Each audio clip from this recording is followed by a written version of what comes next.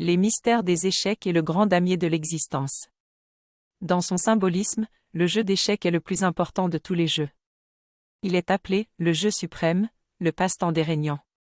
Comme les cartes du tarot, les pièces d'échecs représentent les éléments de l'existence et de la philosophie.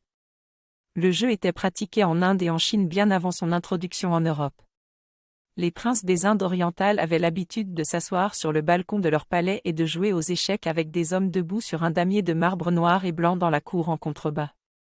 Les pharaons égyptiens jouaient aussi aux échecs, qui étaient une forme avancée de jeu de dames. En Chine, les pièces d'échecs sont souvent modelées pour représenter des dynasties, telles les Mandchous et les Ming. L'échiquier se compose de 64 cases alternativement noires et blanches, et symbolise le sol de la maison des mystères. Sur ce champ d'existence ou de vision se déplacent un certain nombre de figures étrangement sculptées, chacune ayant une loi fixe.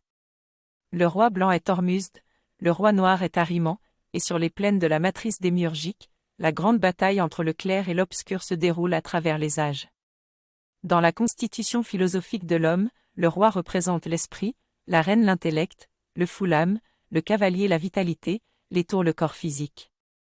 Les pièces du côté du roi sont dites positives, celles du côté de la reine sont polarisées négatives, matrice oblige. Les pions sont les impulsions sensorielles, les 8 parties de l'âme. Le roi blanc et sa suite symbolisent le soi et ses véhicules.